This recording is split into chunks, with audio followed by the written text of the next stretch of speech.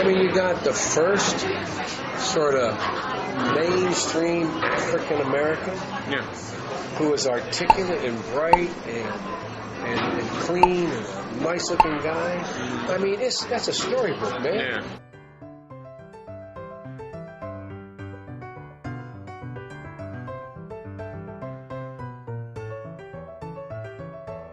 There's not a racist bone in my body. I've been involved in civil rights my whole career. Whoa. You got more questions, but I tell you, if you have a problem figuring out whether you're for me or Trump, and you ain't black. Unlike the African American community, with notable exceptions, the Latino community is an incredibly diverse community with incredibly different attitudes about different things. Diversity of this community, as distinct as the Bogotas of the Bronx, as beautiful as the blossoms of Miami, and as unique as the breakfast tacos here in San Antonio. I think that's exactly what the Democrats and the Biden family think about minorities in this country. The fact that they stereotype every single one of us into these outlandish analogies. There's not a racist bone in my body. They're gonna put you all back in chains.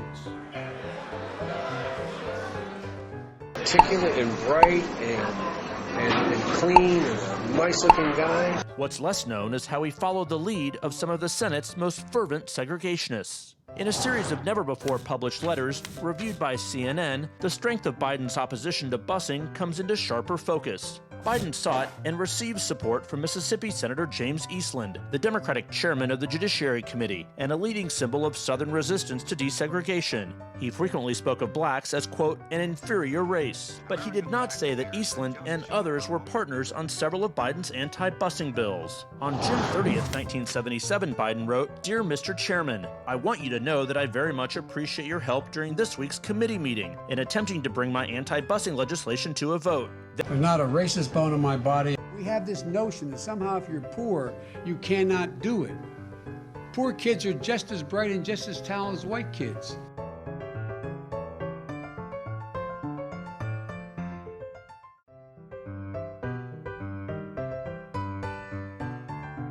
We have this notion that somehow if you're poor, you cannot do it. Poor kids are just as bright and just as talented as white kids. His position on this, which was to work with segregationists and oppose busing, was wrong. Period. There's not a racist bone in my body. To coddle the reputations of segregationists, of people who, if they had their way, I would literally not be standing here as a member of the United States Senate, is, I think, it's misinformed and it's wrong. There's not a racist bone in my body. Joe Biden is under fire this evening on comments he made about working alongside segregationist senators in the past. Biden recalling his early Senate career, bringing up two segregationist senators, Herman Talmadge and James Eastland, who called African Americans an inferior race. Biden made the comments despite his aides having long urged him not to discuss his relationships with segregationist senators. Joe Biden, what are you doing? I've had a great relationship. In Delaware, the largest growth in population is Indian Americans moving from India. You cannot go to a 7-Eleven or a Dunkin' Donuts unless you have a slight Indian accent. I'm not joking.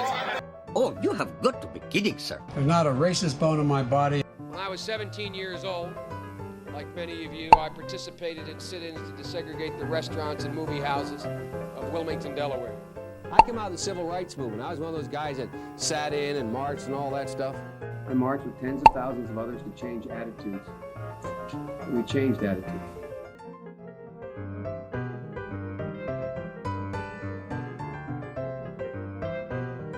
During the 60s, I was, in fact, very concerned about the civil rights movement. I was not an activist. I worked at an all-black swimming pool in the east side of Wilmington, Delaware. I was involved. I was involved in what they were thinking, what they were feeling. I was involved, but I was not out marching. I was not down in Selma. I was not anywhere else. Because when we used to get organized on Sundays to go out and desegregate movie theaters and things like that, we do it through the black church. I was not an activist. I was involved, but I was not out marching. I was not down in Selma. I was not anywhere else. And I was actually it was hurtful to hear you talk about the reputations of two United States senators who built their reputations and career on the segregation of race in this country.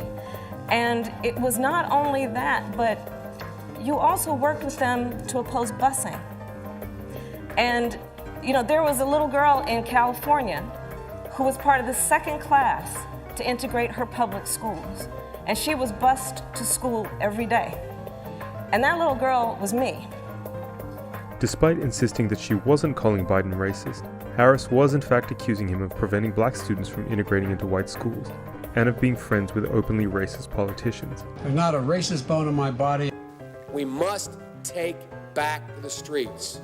It doesn't matter whether or not the person that is accosting your son or daughter or my son or daughter, my wife, your husband, my mother, your parents. It doesn't matter whether or not they were deprived as a youth. It doesn't matter or not whether or not they had no background that enabled them to become socialized into the fabric of society. It doesn't matter whether or not they're the victims of society. The end result is they're about to knock my mother on the head with a lead pipe, shoot my sister, beat up my wife, take on my sons. So I don't want to ask what made them do this. They must be taken off the street. There's not a racist bone in my body. And Madam President, we have predators on our streets that society has, in fact, in part because of its neglect, created. Again, it does not mean because we created them that we somehow forgive them or do not take them out of society to protect my family and yours from them. They are beyond the pale, many of those people. Beyond the pale. There's not a racist bone in my body. But they are in jail. Away from my mother, your husband, our families. But we would be absolutely stupid as a society if we didn't recognize the condition that nurtured those folks still exist. And we must deal with that. There's not a racist bone in my body. This day, 30 years ago, Nelson Mandela walked out of prison and entered into discussions about apartheid. I had the great honor of meeting him. I had the great honor of being arrested with our UN ambassador on the streets of Soweto trying to get to see him on Robbins Island. You now say you weren't arrested and it didn't happen in Soweto. You were at the airport in Johannesburg and you were stopped from going through the door for blacks. I guess the question is, were you confused or were you just trying to embellish a story?